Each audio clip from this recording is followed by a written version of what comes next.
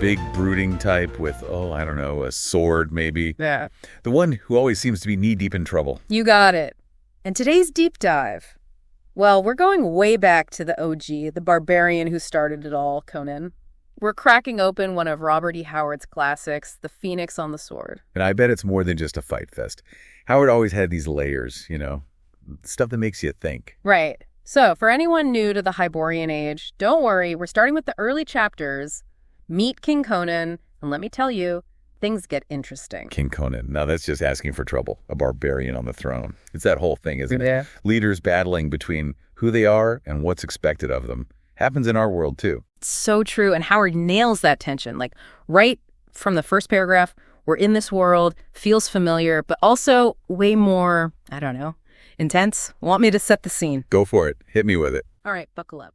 Know, O Prince, that between the years when the oceans drank Atlantis and the gleaming cities, and the years of the rise of the sons of Arius, there was an age undreamed of, when shining kingdoms lay spread across the world like blue mantles beneath the stars. Nemedia, Ophir, Bithynia, Hyperborea, Zamora with its dark-haired women and towers of spider-haunted mystery, Zingara with its chivalry, Koth that bordered on the pastoral lands of Shem, Stygia with its shadow-guarded tombs, Hyrcania whose riders wore steel and silk and gold. But the proudest kingdom of the world was Aquilonia, reigning supreme in the dreaming west. Hither came Conan, the Cimmerian, black-haired, sullen-eyed, sword in hand, a thief, a reaver, a slayer, with gigantic melancholies and gigantic mirth, to tread the jeweled thrones of the earth under his sandaled feet. You can practically smell the sweat and hear the swords clanging, can't you? That's Howard's writing, man. In your face, pulls you right in. No kidding. And this picture he paints, the Hyborian Age. It's ancient, full of lost civilizations, real magic, danger everywhere. Our world, but way more gritty, I guess. With sorcery. That was Howard's genius. He got us deep down, called it sword and sorcery. Different from all that gentler fantasy back then. So not just knights in shining armor, huh? Nope. This was dark, morally gray heroes, ancient evils, brutal fights, and Conan, he's the poster boy. Shaped by violence, surviving. Not always a saint, but he's always real. And now, a king. Doesn't that seem kind of off? The guy who lives for freedom, stuck in a palace playing politics? Exactly. That's the heart of it, the conflict Howard's playing with. He even lets Conan tell us straight up. Remember that bit about the Road of Kings? It's Conan wishing for simpler times, back when he was just a warrior, not some king. Yeah, when he's all, when I was a fighting man, the kettle drums they beat, the people scattered gold dust before my horse's feet.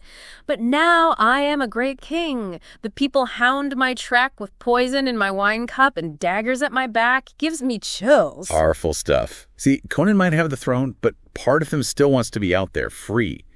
That's what makes him so interesting. He's a barbarian king, but his problems, we get it. We've all felt that pull between who we are and, who we're supposed to be. Maybe not king-level problems, but still. Exactly. That's why Conan's still going strong. He's larger than life, sure, but his struggles, totally human.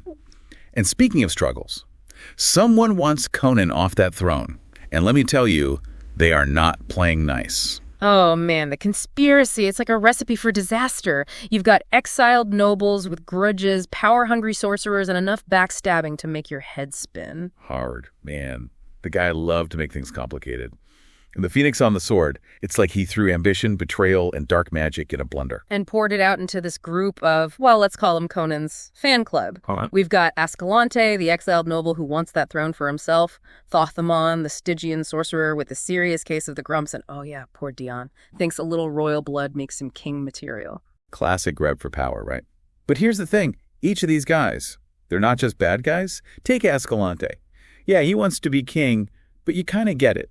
He thinks it should have been his all along. He's one smooth operator, but ruthless. And then there's Thothamon, all mysterious, all powerful. And did I mention he's a sorcerer from Stygia? Talk about bad news. He's working with Ascalante, but something tells me he's got his own plans brewing. Oh, yeah. Stygia in Howard's world. That place is like sorcery central. Life, death, it all gets a little blurry over there. Thothamon, he's a walking, talking wild card. And that makes him seriously dangerous. And poor Dion, so busy chasing the crown, he can't see he's just a pawn in Ascalante's game. Kind of sad, actually. Totally agree. He's what happens when power goes to your head. Good intentions. Gone. But hey, before we get lost in the politics of it all, Howard throws us a curveball. This is where the story gets Weird. It starts with Conan having this crazy dream. And not just any dream, right? This one's important. It's all about Epimetheus and that phoenix symbol. Major clues, those two. Okay, so for those of us who haven't exactly brushed up on our Hyborian history, who was Epimetheus? Think like a philosopher king, but with a little Merlin thrown in. He was legendary, wise ruler, powerful sorcerer, fought all the baddies back in the day. Even in Conan's time, the guy's a myth. Lots of whispers, not a lot of facts. And he pops up in Conan's dream, right? Warns him about this huge danger, and not just some guys with swords, something else. The stuff of nightmares. Epimetheus starts talking about these formless monsters, things pulled from other dimensions. Fiends which may be drawn from the outer voids to take material shape and rend and devour at the bidding of evil magicians. Okay, that's just creepy. It's like Howard snuck in some Lovecraftian horror, Yeah. Suddenly, it's not just about the throne anymore. It's about reality itself going haywire. Exactly. Stakes raised. And get this, Conan doesn't even believe it. Thinks it's just a bad dream. Until he sees it. The phoenix mark, right. The one from the dream, burned right there on his sword. Talk about ominous.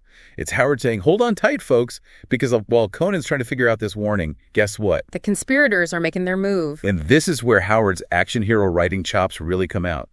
That fight scene in Conan's chambers. Brutal, fast, and so vivid. You are there, my friend. It's like a movie.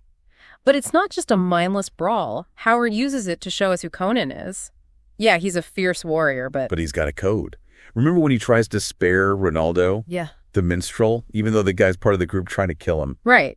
Conan could have taken him out easy, but he hesitates. Gives him a chance to surrender. It's a small thing, but it tells you everything. Exactly.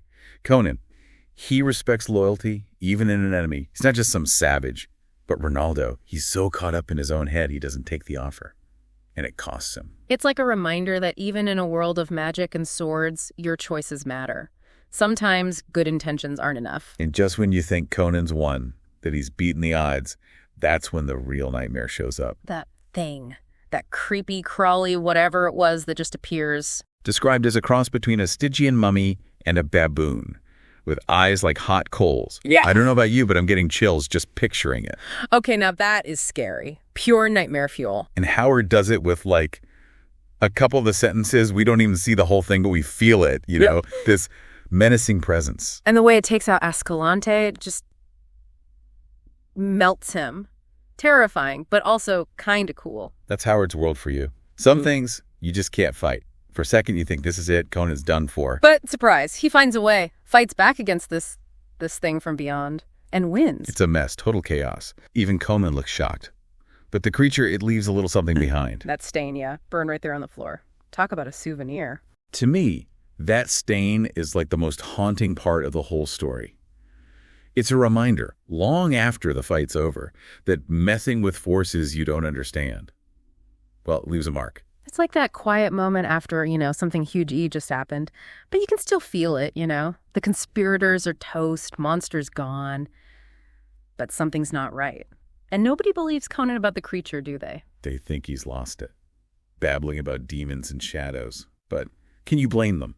They didn't see what he saw. Didn't face that thing. Except for one guy. The high priest of Mitra. He's the only one who gets it. Sees that Conan's not crazy. He's bad. Yeah, he's seen something he can't explain. The high priest. Though there's an interesting guy. Man of faith, yeah. But also, like, a scholar. He knows there's more to the world than we can see. And he recognizes that phoenix symbol, right? The one on Conan's sword, the one in that stain. It clicks for him. It's the missing piece. Epimetheus, the tomb, those ancient secrets. The past isn't gone, is it? You can still reach out and mess things up. Or set things right. Who knows? So we've got a dead sorcerer, a monster from beyond, a king with cryptic dreams, and a stain that's basically a warning sign. What happens next? Well, that's the beauty of Howard, isn't it? More questions than answers. Keeps you hooked. What was that thing? Just a killing machine or something worse? Something that's still out there. And Thothamon, don't think I forgot about our sorcerer friend, vanishes right before things go sideways. Something tells me we haven't seen the last of him. Smart money's on the sorcerer. The guy's playing chess while everyone else is playing checkers. Remember that line about the Serpent of Set, that blood ritual? I wouldn't be surprised if he was the one who called down that thing. Even if it meant getting caught in the crossfire. Wait, so you're saying the whole attack was all part of his plan? That's some next level evil right there. Maybe. Or maybe he got in over his head. messed with something he couldn't control. Happens. Either way, Fathamon. Bad news. Don't turn your back on that guy. And what about Conan? The guy's been through it. Assassins, monsters, you name it. How's this going to change him? He's king, but... But he's still Conan. That stain on the floor, it's a reminder of how close he came to losing it all. But he's still standing. That's the Conan we know. A king, yeah, but a barbarian at heart. A survivor. And something tells me he's going to need every bit of that strength. And that, my friend, is why we keep coming back for more. These stories. They remind us that even when things are dark, even when the odds are stacked against us, we can still find that strength inside ourselves, that refusal to back down. Well said. Today, we took a deep dive into the Hyborian Age, into the heart of Robert E. Howard's Conan. Intrigue, action, monsters, we covered it all. Barely scratched the surface. There's a whole world out there just waiting to be explored. Exactly. And for that, you'll have to join us next time. But here's a thought for you. What do you think that creature was? A demon?